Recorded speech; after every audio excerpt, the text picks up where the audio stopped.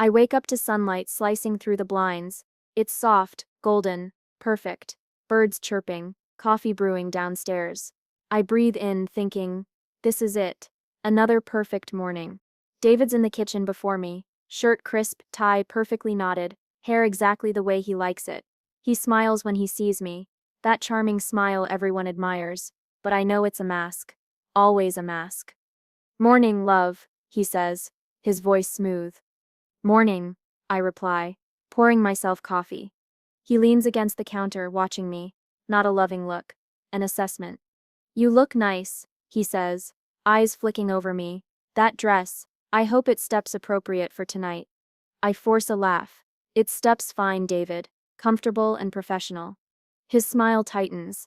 Just, don't embarrass me tonight. The words land on me like a splash of ice water. I laugh again, lighter this time, masking the chill creeping under my skin. I wouldn't dream of it. But even as I say it, I feel it, that small seed of tension, buried in my chest. He always does this, turns pride into pressure, charm into control. The drive to the studio is quiet. I sit next to him, gripping my bag like an anchor. He hums along to the radio, occasionally glancing at me, as if testing me, testing if I'll break the perfect surface. We arrive. Cameras, lights, assistants buzzing everywhere. It's electric, exciting. My small role is just a blip, a brief introduction during his professional segment, but I'm proud. I've prepared. I've rehearsed. Remember, he whispers in my ear as we step onto the set. Don's set embarrass me. I nod, smile, my stomach tightens, ice crawling up my spine. Why does he always say it like that? The taping begins. David is magnetic, charismatic, funny. Everyone loves him. And there I am, beside him, supposed to be his supportive wife, his polished prop. Here steps my lovely wife, he announces on air, voice smooth. She steps, I'll help me tonight. I smile, wave. The applause is warm, but it's also a reminder. He controls this stage. He controls me. During a break, a colleague whispers, she's so lucky to have you. I force another smile. Internally, I grit my teeth. Lucky? Lucky? Look closer. I'm invisible, always the supporting act. David catches my eye. He leans in, just a whisper. Stay in line, Don set, overstep. I nod again, teeth clenched. Overstep? I'm just existing, breathing in your shadow. Is that overstepping now? Later, a producer asks me a question about David's sex segment. I answer, careful, polite. He interrupts, honey, let me handle this. It's sips complicated. I bite my tongue. Complicated? You just don't want me to shine. You never want me to shine. I glance at him. He's smiling, effortlessly charming, but I see it, the way he subtly belittles me in front of everyone, cloaked in humor, cloaked in love. The perfect mask. We finish taping, cameras off, applause fading. David pats my shoulder. Good job, he says, his tone soft, almost affectionate. Almost. But the words sting, because I know the truth. My heart tightens. The anger isn't loud yet. It's just simmering. A whisper in my chest that says, not forever. I drive home, replaying every moment, every smirk, every condescending Donstedt embarrass me. He chats easily with the crew, everyone laughing at his jokes. I smile politely, nodding, feeling small, invisible. Later at home, I pour another cup of coffee. Alone, the silence is loud, and I feel it fully now, the first real awareness of the cage I've been living in. I whisper to myself. Soft, almost afraid, I am not invisible, I am not invisible. And for the first time that morning, I allow the seed of resentment to grow. Quietly, carefully, but unmistakably. David enters the kitchen. He smiles. That same perfect, dazzling smile. He doesn't notice the storm brewing inside me. Not yet. Everything okay? He asks. I nod. Perfect, I lie. But inside, I know. Nothing is perfect, and it never will be, unless I decide it. The studio lights hit me first. Blinding, hot, unforgiving. My skin prickles. My hair sticks to my neck. I take a shaky breath, forcing it down into something that looks like calm. David stands beside me, perfect as ever. That smile, that polished charm. The audience claps. Cameras whirl. And I know this is his playground. The host's voice booms. Welcome back, everyone. Tonight we have David Morrison, and joining him, his lovely wife. I wave. I smile. I can feel the heat on my cheeks already. David leans in, whispers, "Remember don't set embarrass me." I nod. But inside I feel it, a storm already brewing. David, the host asks, "You always say your marriage is perfect. How do you do it?" He grins at me, that careful sparkle. Perfect. He laughs lightly. "Well, you see, I stummed the lucky one. My wife, she tries." The audience chuckles. I force a polite smile. Tries? Tries? Is that all I am? He leans closer to the camera. She sips great at keeping me in line.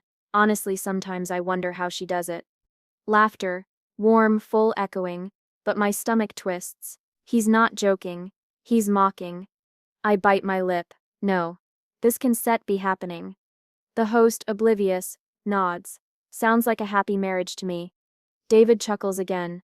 Oh, it seps happy. She seps efficient, keeps everything running, keeps me organized. Organized? I whisper to myself. My hands clench, my mind races. Every audience eye is on me, every camera angle a mirror reflecting my humiliation. He tilts his head, smiling at the crowd. Sometimes she forgets herself. But that sip's okay. That sip's marriage, right? The audience laughs again, and I can feel my blood rising, hot and heavy, a mix of shock, disbelief, and humiliation. This is my life, my pain, my private struggles, and he's parading them like jokes. I try to smile, pretend I'm calm, pretend I'm enjoying it, pretend it's fine. But the words stick. Sharp, jagged.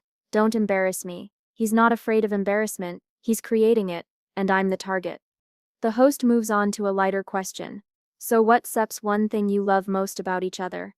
David Sutha's eyes flick to me. Love? Oh, I love that she keeps me grounded, keeps me humble. The word hangs in the air. A trap. He smirks. Yes, sometimes I forget my own brilliance until she reminds me I sap human. That's adorable. The audience laughs harder. I feel my face burning. My hands shake. My coffee-smooth morning facade has shattered. Adorable? Human? And he's turning my insecurities into a show. My life. His entertainment. I glance at him. The charm is still there. The perfect mask. But now I see the cruelty beneath it. Calculated, smooth, deliberate. The host, still smiling, asks, "Any advice for couples watching?" David grins at me. Advice? Don't be like us. She keeps me humble, keeps me laughing. Sometimes at her own expense. The audience roars. Applause, laughter, cheers. I nod. I smile. I laugh. I perform. The perfect wife. The prop. The punchline. But inside, my heart is breaking. My stomach knots. Rage simmers like molten lava. The segment ends. Cameras off. Applause fades. I step off the stage, legs weak. David pats my shoulder. See? Perfect. I swallow back a scream. Perfect, I whisper. Backstage, I feel the walls closing in. Crew members smile, congratulating him. Great segment, David. Fantastic, someone else says. I nod politely, smile, my hands still trembling. My voice quiet. Thank you. David leans in, whispers, "You did fine. Really." Fine? I think. Fine? I just got humiliated in front of millions. I walk to the dressing room, pretending to be calm, pretending the world hasn't tilted, pretending I don't want to scream, cry, and shake him all at once. I close the door behind me, lean against it. My knees weaken. He turned my life into a joke. My fears, my insecurities, all of it for laughter, and he smiled the whole time. I take a deep breath, try to ground myself. Don't cry, don't lose control, not here, not now. But the anger is there, sharp, relentless, real, it curls around my chest like fire. I whisper to the empty room, voice low, trembling, "I will make him pay. One day he'll regret this." The rage is no longer silent. It's simmering, patient, calculating. I step out of the dressing room, face composed, smile intact. The world sees calm, the world sees me performing. Inside, though, I am already plotting, already imagining the scales tipping. David glances at me. Good job today. I nod. Thanks. But he doesn't know. He won't know. Not yet. And that is power. I lock the door behind me. The sound echoes, hollow, final. David isn't here, that's good. Or maybe it's worse. The emptiness stretches in every corner of the house. The quiet presses against my ears. I sink onto the couch, phone in hand, my fingers hover over Sophie's number. My chest feels tight, raw, I need someone to hear it. To see it. I dial. Hey, you okay? Sophie's voice, warm and steady, immediately cuts through the tension. No, I admit before I can stop myself. I don't know what to do.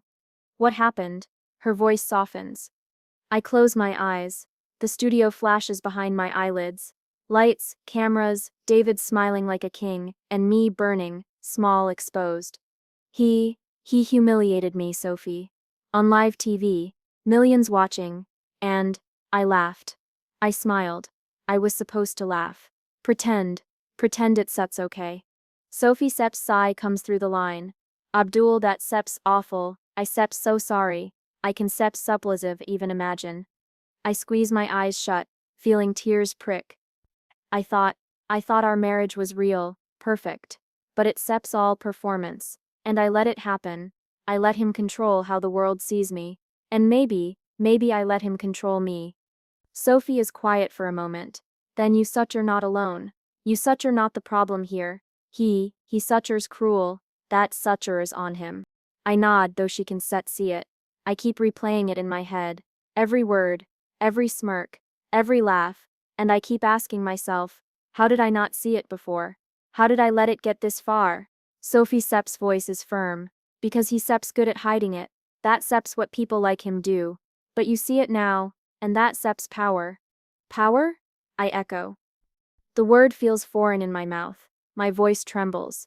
Yes, knowledge is power. Awareness is power. And now you can choose. You don't just have to just let him run the show. I sink deeper into the couch, legs pulled up. I wrap my arms around them. I can sleep. I keep seeing it, feeling it.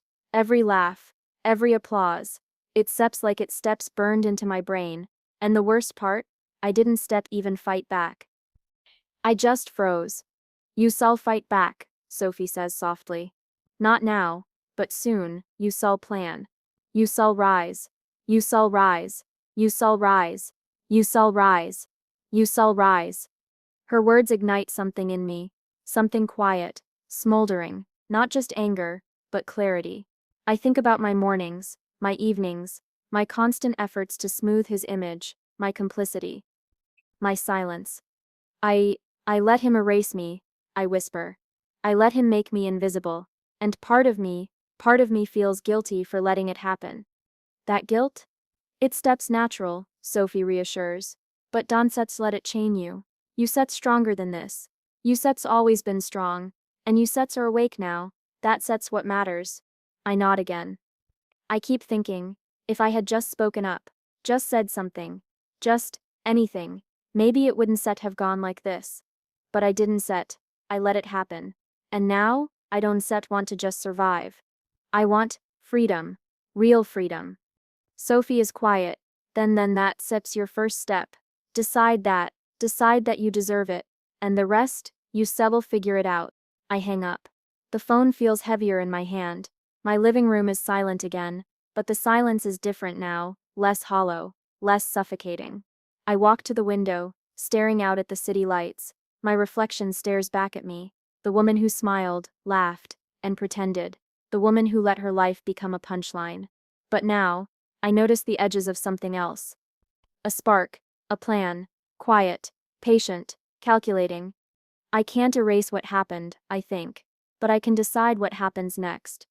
Sleep evades me. I lie in bed, staring at the ceiling, mind spinning, every memory of David's words, his smirks, the applause.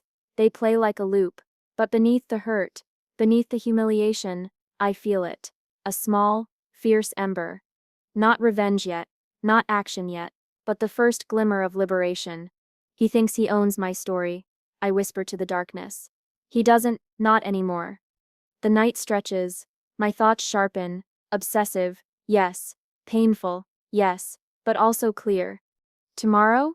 I begin, not with anger alone, but with purpose. I watch him from the kitchen window, coffee in hand. David moves through the living room like he owns the space, like he owns me. The sunlight hits his hair, glinting gold. Perfect, untouchable, charming. I feel something twist inside me, not sadness, not hurt, anger, sharp, hot, burning. He thrives on this, I whisper to myself, on being admired, on controlling the world's perception of him. I remember the applause from the show, the laughter echoing like a cruel soundtrack. My humiliation wasn't enough. He needed adoration, needed validation, and I had let him have it, unquestioned. I pull out my phone. Marcus, the producer. Maybe he doesn't see the cracks. Maybe he never noticed. I dial. Marcus? I say, my voice calm, polite. Sophie's friend? He asks immediately, warm but cautious. No, David Sip's wife. I correct him, tone light. I wanted to talk about the show. About David. There sets a pause. Oh, okay, sure, let sets meet. I hang up. I smile at my reflection in the black screen of the phone. Calm, innocent, calculating. At the cafe, I see Marcus already. He stands, smiles, shakes my hand. Good to see you, finally. Likewise, I say. I settle into my chair, hands folded. I wanted to clear the air. About last week. You mean the segment? He asks, raising an eyebrow. Yes, David's second segment, I say carefully. I feel like maybe I overreacted backstage, but I noticed some things. About him. About how he handles people. Marcus leans in. Go on. I sip my coffee slowly. It steps fascinating, really. How someone can be so charming, publicly adored, and yet so self-absorbed, so careful about appearances. The way he manipulates reactions, how he feeds off praise, and laughs, at the wrong moments. Marcus nods, attentive. David can be intense. Intense is one word, I murmur. Obsessed with how the world sees him is another. And I want to understand it better. For myself. Maybe for the show too. Insight. Honest insight. Marcus chuckles lightly. I see, you want the inside scoop. Exactly. I say, smiling. I want the real David. Not the polished perfect one. Not the one everyone claps for. The unguarded one. The one who trips over his own ego. His eyes narrow slightly. That sup's risky. David doesn't set like people seeing that side. I know, I say softly. That sep's why I need someone who knows the truth and isn't sept afraid to share it. I see Marcus shift. Curious. Hesitant. He doesn't know yet what I'm planting. But he's listening. He's important. And he's my first step. Later I walk home. Mind racing. I replay every interaction with David. Every smirk. Every dismissive glance. Every don't embarrass me whisper. This is him, I think. Prideful. Obsessed with appearances. Selfish. Arrogant. Beloved by the blind and the shallow. And I know the truth. I remember the mornings I prepped his outfits. Polished his image. The dinners where I laughed at his jokes. Even when they cut too deep. The nights I stayed silent while he basked in admiration. I feel my hands clench. My nails dig into my palms. Rage, yes. But also, clarity. Focus. If he lives for appearances, I murmur aloud, pacing the living room, then that sep's where I still strike, in front of everyone, where it hurts most. I pull out my laptop. Notes. Ideas. Strategies. Subtle. Patient. Calculated. I write down every weakness I've noticed. Every insecurity he hides. Every time he needs applause to feel whole. Every person who admires him blindly. Friends. Colleagues. The public. I plan. I map out conversations. Opportunities. Alliances. Marcus will be my channel. My insider. My tool. I smile faintly. Quiet, dark. Satisfying. He thinks he owns the stage. He thinks he owns the story. But I own the knowledge. And knowledge is power. I flash back to last week. Live lights. Cameras rolling. Him smiling. Laughing. Me shrinking. Audience cheering. Every laugh at my expense will become his undoing. I jot down the first steps. Soft probes, casual questions, seeding doubt, quiet manipulations, observing, listening, learning. David enters the room then. Unexpectedly, I stand, forcing a smile. He doesn't notice the shift in me, can't see the calculation behind my eyes. Planning something, he asks. Teasing. Just thinking, I reply. Light. Innocent. He grins, oblivious. Don't overthink it. You you're fine. Fine? I think. Not anymore. He walks away, whistling. I watch his back, feeling something I haven't felt in years. Not fear, not submission, not hurt. Power, quiet, patient, smoldering. And I know the first seeds are planted. He will see the real me soon enough. And when he does, there will be no charm to save him. I slip into the studio like a shadow. Nobody notices me, not the crew, not the assistants, not even Marcus. That's the point. I'm everywhere and nowhere, invisible. Marcus greets me with a nod, eyes flicking around nervously. You sure about this? I'm sure, I whisper, smiling. Quiet, patient, precise. Timing is everything, and he one set see it coming. He frowns. I don't want anyone to get hurt. Not physically, I reply. My voice soft, almost casual, but he needs to see himself clearly, and the public will help me with that. Marcus swallows. He's nervous, but he trusts me, or maybe he just doesn't know better. Either way, he's useful. We move through the corridors, scripts in hand. I've memorized every line David will read, every cue, every pause, every moment designed to make him look perfect. Perfect, until it stuts not. Can we tweak this part here? I say, pointing to a section of the script. Marcus glances. It's set small, just a pause before he delivers his line. Exactly, I murmur. A pause. Just long enough for the audience to notice, to feel it, to see him falter. He hesitates. You are really going through with this? I am, I say. Voice low, calm, certain. He's built his life on control, on appearances. Tonight, I give him a mirror, and it will reflect him exactly as he is. The production crew moves around us, setting lights, testing cameras. I watch every detail, every technician, every assistant, every microphone placement. Everything can be leveraged. Everything can be used.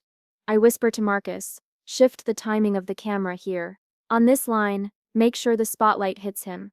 Not me, him. He nods, impressed despite himself. You thought of everything. I have to, I say, tapping the table, because one mistake, one slip, and I am exposed, and he wins. A pause, a small breath. Yes, I have to stay invisible, patient, strategic. I wander to the control room, where monitors flicker with rehearsals. I watch David on screen, rehearsing, smiling, charming, oblivious to the storm I've already set in motion. Oblivious and arrogant. Perfect targets. I can't help a small smile. Quiet, dark, satisfying. But doubt creeps in. What if I fail? I whisper to myself. What if this doesn't hurt him the way I think it will? What if it only feeds my anger and leaves me empty? I shake my head. I can't think like that. Not now, not ever. Everything okay? Marcus asks, breaking the silence.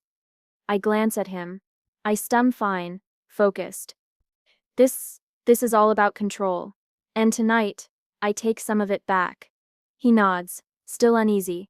Just promise me you still be careful. I will, I murmur. The crew starts finalizing lighting. I watch as they adjust cameras, moving lenses slightly, subtle angles. Perfect. Every detail aligned with my plan. I rehearse my own lines quietly. I don't speak much during the setup, just enough to stay invisible, but inside I'm rehearsing the entire sequence. Every beat, every reaction, every pause that will make David human, flawed, vulnerable. The thrill is intoxicating. Quiet, patient power, simmering beneath the surface. But so is fear. One misstep and I'm caught. One slip and everything crumbles. I glance at the monitors again. David, rehearsing, laughing. The world adores him, blindly. And I will show them the truth. Marcus leans closer, whispering, He doesn't suspect a thing. No, I reply softly. He suspects nothing, and that sets the beauty of it. The perfect mask, ready to shatter. I step back, letting the crew think I'm just another assistant, another quiet presence.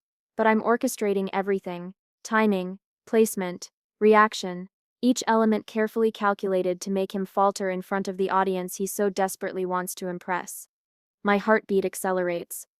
Excitement, adrenaline, rage, purpose. I pause, staring at my reflection in a black monitor. The woman who once smiled through humiliation, who stayed silent while he thrived, she is gone. In her place, someone patient, strategic, dangerous. I whisper to the empty control room, almost afraid anyone could hear. One night, that's all it will take. One night to show the world the real him. Marcus glances at me. You star sure? I nod, calm, I'm sure, and after tonight, nothing will ever be the same.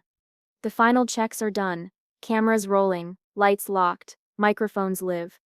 I step back, breathing slow, heart steady, but mind razor sharp, every instinct alert, every detail accounted for. This is it, I think. The stage is mine, the spotlight is his, and soon the world will see the cracks.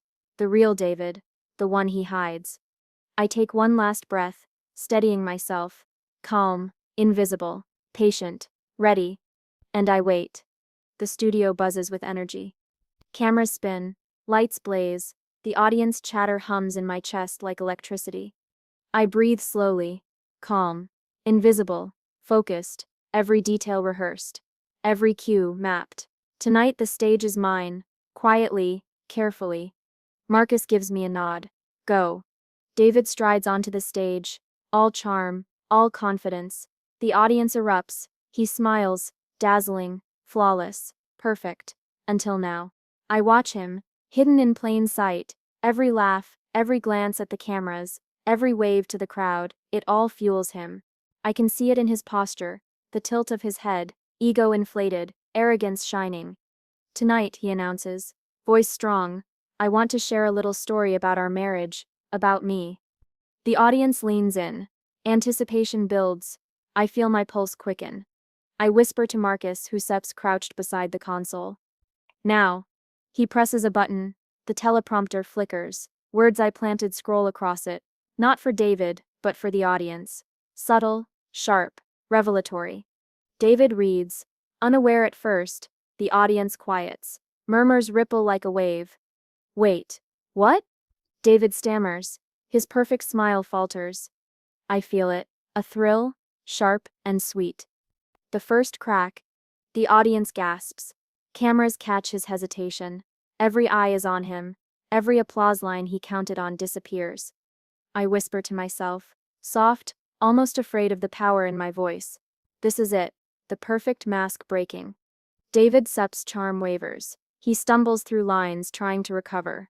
I don't stet taps. Laughter. Shock. The audience isn't sure. Their eyes search, hungry for clarity. I feel a pang of guilt. Am I cruel? Am I vindictive? But I shake it off. The betrayal, the humiliation he inflicted on me on live TV was far worse. This is balance. Poetic. Necessary. David sweats.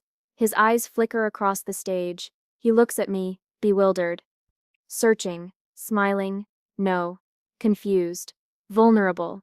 The secret scrolls on the teleprompter, exposing a lie only he thought was hidden, a selfish decision, a manipulative act, one he used to polish his image, elevate his ego. The audience murmurs again. Shock spreads. Phones click. Social feeds light up. His followers, his fans. They don't know what to think. The perfect David. Imperfect. Human. Flawed. He attempts to laugh it off. That sets. Misunderstood. But the charm doesn't land. Not tonight. The audience senses the fracture. I feel it in my bones, in the air thick with tension. I lean back slightly, heart racing. Thrill, yes. Satisfaction, yes. But a whisper of guilt nags. This is my first strike, and I've never done anything like this before. David sweeps his hand, trying to regain control. We all make mistakes. The audience isn't buying it. Cameras capture every twitch, every falter. His carefully constructed image is cracking, first subtly, then undeniably. I watch, silent, calculating. My pulse pounds with exhilaration. Power. Finally. I hear Marcus whisper beside me, excitement tinged with fear. Sep's done it. It's Sep's happening. I nod, barely. My mind races. This is only the first strike, but the momentum is mine now. David tries to laugh. An awkward, hollow sound. I remember every time he made me feel small. Every time he whispered, "Don't embarrass me." Every smirk at my expense. The flash of memory makes my satisfaction deepen. Quiet, patient, satisfying. The teleprompter now shifts back to normal lines. David struggles to continue, fumbling, sweating. The audience watches him not as a star but as a man, flawed, real, human. I feel a pang of something else. Uncertainty. Will this truly heal me? Or am I feeding my anger, letting it grow instead of letting it go? But as he stumbles, as the audience reacts, a subtle shift happens. The balance of power tilts. No longer is he untouchable. Not tonight. The host asks a light-hearted question, trying to save the segment. David smiles, but it's brittle, hollow. The charm is gone, the public image fractured. I watch him fight for composure, voice strained. I'll learn from our mistakes, he says, voice cracking slightly. The audience murmurs, whispers, clicks phones. They see it. The cracks, the human, the ego. I bite my lip, holding back a shiver of triumph. Not gloating, not loud. Just satisfaction, quiet and calculated. Marcus whispers, "Sept shifted everything." One strike, and the audience knows a different side of him. I nod. It steps just the beginning. But tonight he sees the first reflection of reality. And I finally have a glimpse of control. David sweats through the segment, trying desperately to recover. Every gesture, every line, every smile falls short. I watch, heart pounding, pulse sharp. The cameras finally cut to a commercial break. David retreats off stage, tense, scanning the audience, scanning me. I step back, invisible again, calm, patient. He thinks he owns the stage. He thinks he owns the story. But I own this moment. The first strike, the first taste of balance, the first crack in his perfect world. And as I watch him stumble, charm faltering, I know something essential: the power has shifted, subtly, quietly, irreversibly.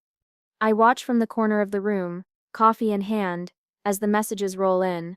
Screens light up with whispers, screenshots, and shocked reactions. Friends, colleagues, even casual acquaintances. They're all talking about him.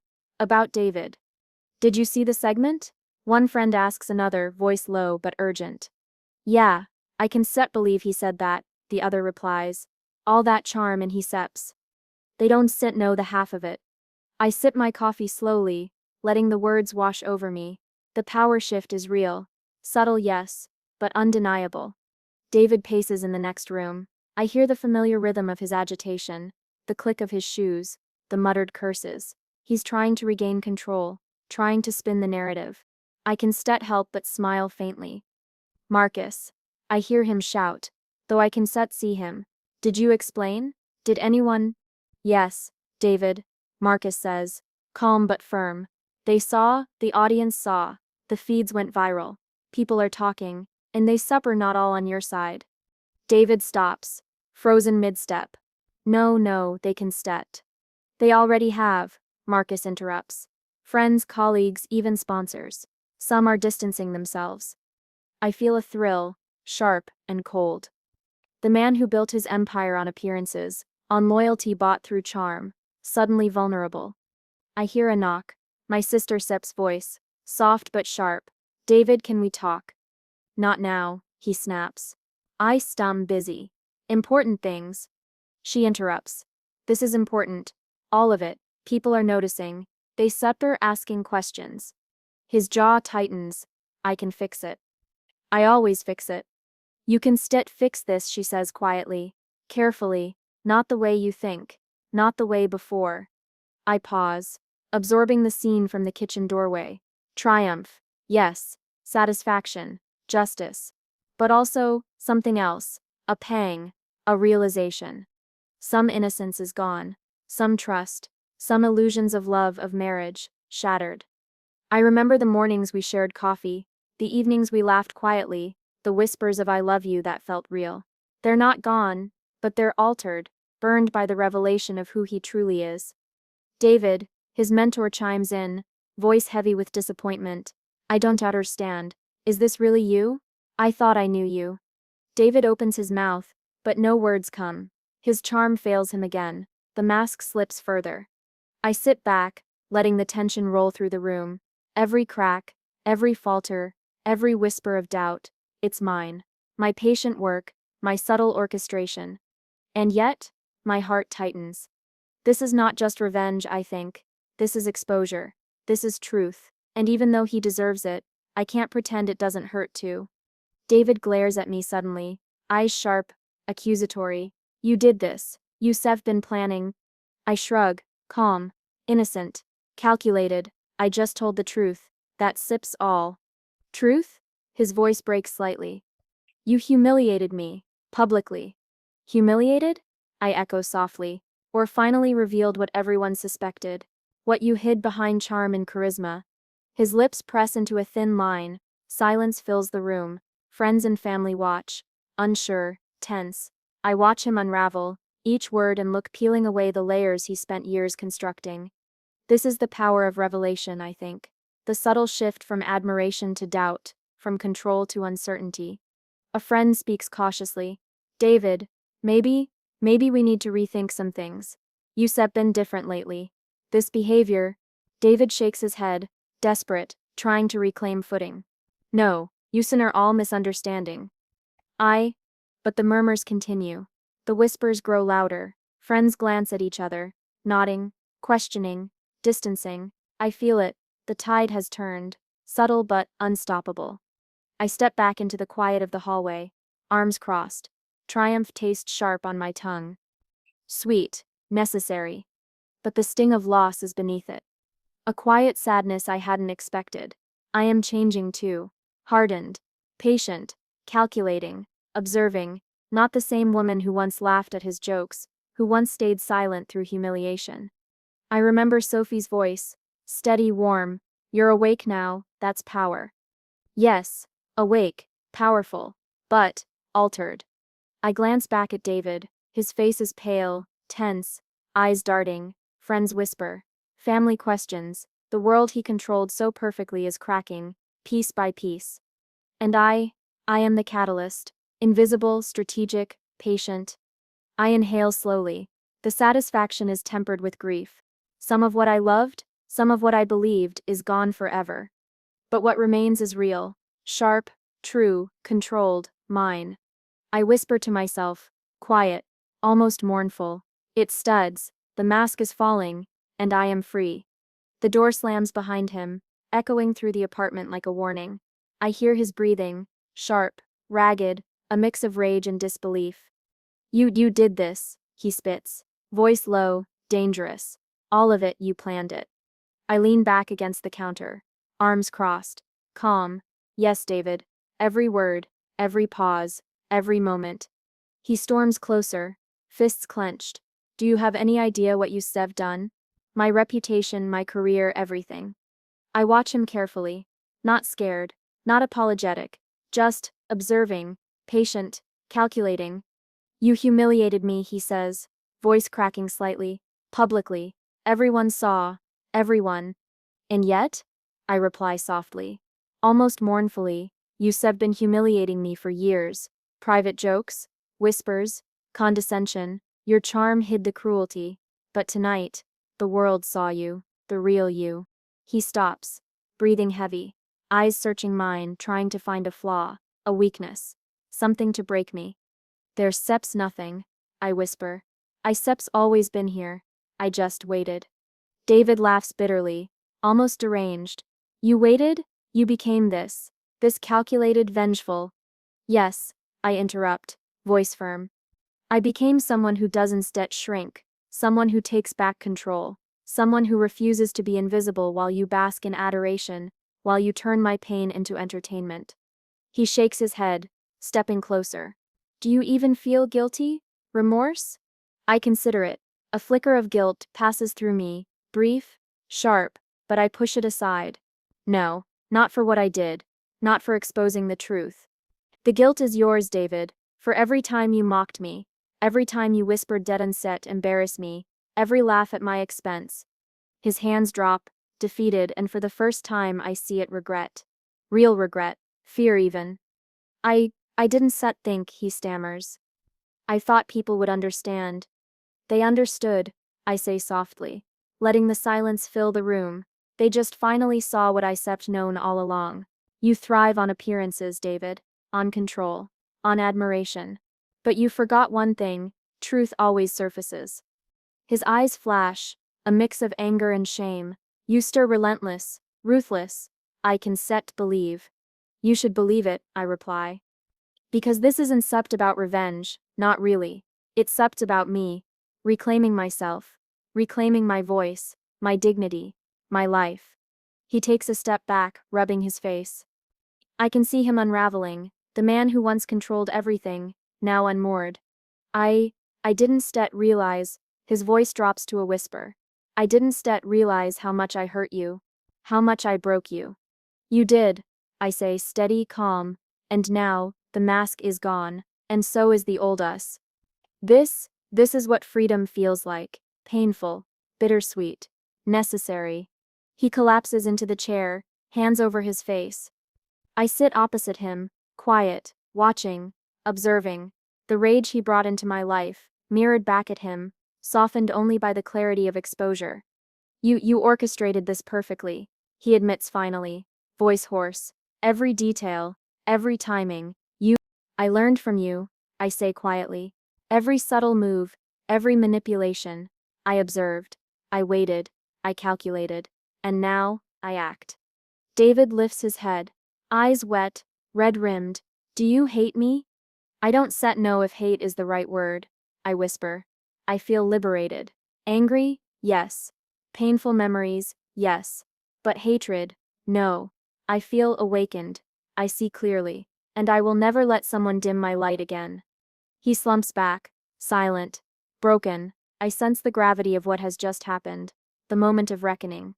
You changed, he says softly. Not just me, you yourself. I nod, a sad smile playing at my lips. Yes, I changed, stronger, wiser, and finally, free. He looks at me, searching, pleading, ashamed. Can we? No, I say firmly, voice cold but not cruel. There's nothing to forgive. This isn't about forgiveness. This is about truth, about reclaiming what you tried to take from me. The silence stretches, thick, heavy, and I feel the weight of the years, the lies, the whispers, the laughter at my expense, lift slightly, replaced by a strange, quiet catharsis. I hope you understand, I whisper, standing, voice resolute. This isn't the end for me, but it the end of us, and it the first time you they've ever truly faced yourself. He doesn't respond, can't respond. The shame, the anger, the regret, they are tangled, heavy, immovable. I walk to the door, pausing just long enough to meet his eyes one last time. Goodbye, David. And in that moment, I realize, my revenge wasn't about destruction. It wasn't about humiliation. It was about reclaiming myself, my voice, my power, my life. And finally, I am free. The morning light hits differently now. Softer, clearer, not the sharp glare of judgment or expectation I used to wake up under when he was in my life. I breathe in deeply, letting the air fill my lungs. Free. Sophie is already in the kitchen, pouring coffee with that calm, unwavering presence she always had. You slept? She asks, smiling knowingly. I did, I reply, letting the warmth of the mug anchor me. Actually slept, without dreams of him, without that tension pressing on my chest. She nods, eyes gentle. It a different world now, isn't it? Yes, I whisper. A better one I own. I glance at my phone. The news headlines scroll by. David's segment going viral, backlash everywhere, sponsors distancing, friends questioning loyalty. The man who built his world on appearances, exposed, human, fallible. Part of me wants to feel triumphant. The other part aches slightly. Power tastes sweet. Yes, but there's still the sting of loss. Some illusions of love, trust, and partnership, gone forever. Sophie sits across from me, watching silently. You know? She says softly. You've changed, not just because of what you did, but because you finally saw yourself, really saw yourself.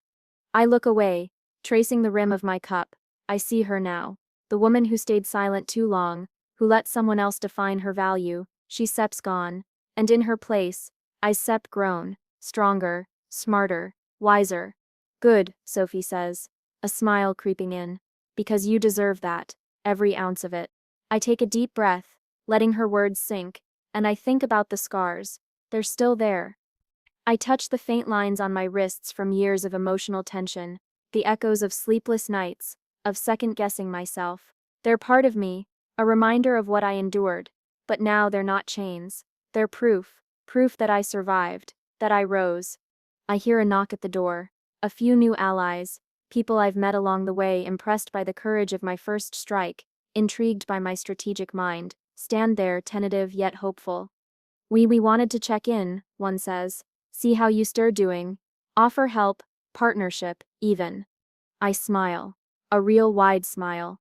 Stum doing well, better than I have in years, and I spet like nothing more than to work together, to build, to create, to thrive. They exchange looks, surprised at my composure, at the quiet power radiating from me. I realize something crucial for the first time: people see me, not David, not the wife in his shadow. Me. Sophie squeezes my hand under the table. See? You said her radiant, fearless. I laugh softly. Radiant, fearless, I like that, but it's still new, fragile in a way. Fragile doesn't mean weak, she says. It means human, real, and you start thriving. I nod, letting the warmth of the words wash over me. Yes, thriving, independent, in control. The clarity of vision I've been craving, personal and professional, is finally mine. No compromises, no hidden agendas, no one dictating my worth. I think back to the years of manipulation, the whispers of "don't embarrass me," the carefully crafted public image I was supposed to uphold. How long I let his control seep into my identity, molding me into a reflection of his ego. It's gone now, burned away in the fire of exposure, leaving ashes behind, and from those ashes I rise. Later I meet with Marcus, who once worked with David. He seems tentative at first, wary of my intentions, but I speak plainly, calmly, with authority.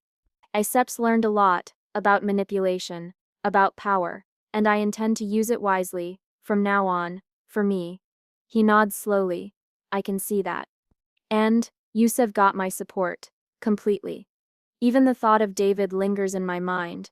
Occasionally, not with anger anymore, not with longing, but with clarity. He was a teacher in his own way. A harsh one, yes, but a teacher nonetheless, and I've passed the test. I step into my office later, walls lined with books, plans, ideas, sketches of projects I've been dreaming about for years. For the first time, everything feels aligned. My mind is clear, my purpose sharp. The vision I've been chasing isn't clouded by doubt or fear. It's mine. I hear Sophie laughing in the living room, talking with our new allies. I pause at the doorway watching. The sense of community, of genuine connection, fills the apartment like sunlight. I realize I never truly had that before. Everything had been filtered through David's lens: approval, admiration, fear, control. Now it's authentic. I walk to the mirror, pausing to look at myself, not just my face, my posture, my eyes. The way I hold my shoulders, the quiet strength radiating from me. The scars are there, yes, but they don't define me. They remind me of what I endured, what I survived. I smile. A deep, knowing smile. The woman staring back at me is resilient, unapologetic, victorious, not because she destroyed someone else but because she reclaimed herself. I whisper to my reflection, soft but firm, "You are free, and no one can take this from you." Sophie calls from the other room. Coffee break. I laugh, a full, joyful laugh. Coffee break, and then we build everything I ever dreamed of. I pause for a moment, taking in the apartment, the sunlight, the faces of those who support me. A new chapter begins, one written entirely by me. No compromises, no shadows, only truth, only growth. And as I finally close the door behind the last echoes of yesterday, I know this: the past shaped me, the betrayal strengthened me, and the victory, quiet, strategic, earned, defines me. I am no longer the wife in someone else's story. I am the author of my own. The ashes are behind me. The fire still burns within, and rising from it, I am unstoppable.